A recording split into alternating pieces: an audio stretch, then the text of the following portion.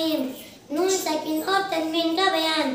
نون ساکن اور تنوین میں فرق یہ ہے کہ نمبر 1، نون ساکن کلمے کے درمیان میں بھی آتا ہے اور آخر میں بھی، اور تنوین صرف کلمے کے آخر میں آتی ہے۔ نمبر 2، نون ساکن وقف اور وصل دونوں حالتوں میں پڑھا جاتا ہے اور تنوین صرف وصل میں پڑھا جاتا ہے، وقف میں نہیں۔ تنوین 2 زبر 2 زیر 2 پیش کو تنوین کہتے ہیں۔ نون ساکن اور تنوین میں ادائیگی کے اعتبار سے کوئی فرق نہیں ہے۔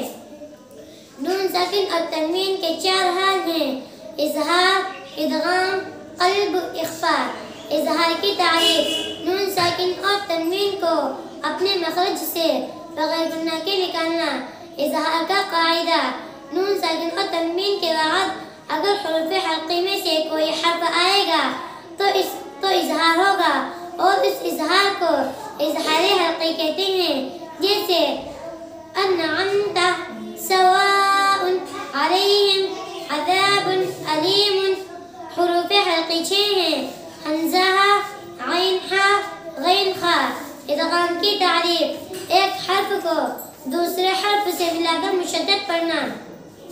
ادغام کی 2 قسمیں ہیں: ادغام تام، ادغام ناقص۔ ادغام تام وہ ہے جس میں پہلا حرف دوسرے حرف سے بالکل بدل جائے۔ ادغام ناقص وہ ہے جس میں پہلا حرف دوسرے حرف سے بالکل نہ بدلے بلکہ پہلے حرف کی بھی کوئی صفت باقی رہے۔ ادغام کا قاعدہ: نون ساکن اور تنوین کے بعد اگر حروف یرملون میں سے کوئی حرف آئے گا تو ادغام ہوگا۔ لام را میں ادغام تام جیسے من ربی، من لدنہ، ویل لکل فی عیشۃ راضیہ۔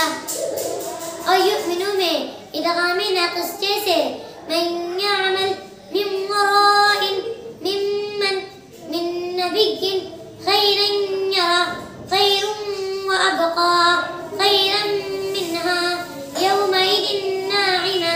لیکن 4 کلمے ایسے ہیں کہ ان میں ادغام کے قاعدے کے موافق ادغام ہونا چاہیے۔ وہ 4 کلمے یہ ہیں: دنیا، قنوان، سنوان، بنیان۔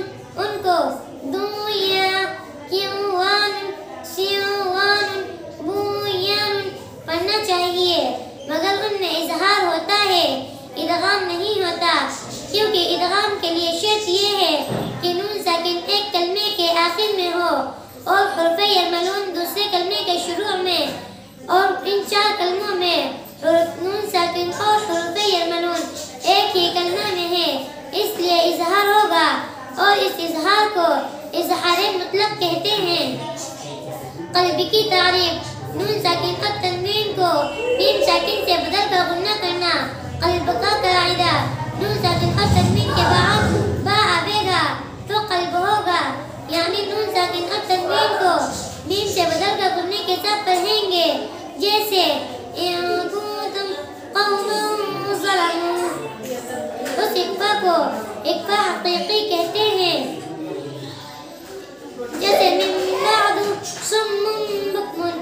اقفا کی تعریف: نون ساکن اور تنوین کی آواز کو خیشوم میں لے جا کر اس طرح ادا کرنا کہ نہ تو ادغام بالغنہ کی آواز ہو اور نہ اظہار کی، بلکہ ان دونوں کے درمیان کی حالت ہو۔ اقفا کا قاعدہ: نون ساکن اور تنوین کے بعد اگر حروف حلقی یرملون اور با کے علاوہ کوئی اور حرف آئے گا تو اقفا ہوگا، جیسے ان کنتم قوما ظلموا۔ اس اقفا کو اقفا حقیقی کہتے ہیں۔